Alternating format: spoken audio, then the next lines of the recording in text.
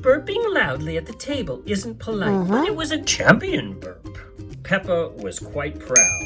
Her parents were not. Papa Pig explained. We say, "Excuse me," if a burp slips out. But why is burping bad? Everyone burps. Before baby Evie goes to sleep, she needs to be burped.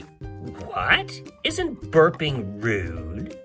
So, my burp at dinner was rude, but baby Evie's burp is good? Exactly. Grown-ups and big kids use manners. Babies need more help. Good job burping, Evie. You're very polite for a baby. Click here to watch the entire video. Search for us at Tiny Time Friends. Be sure to subscribe to the channel and to like the video.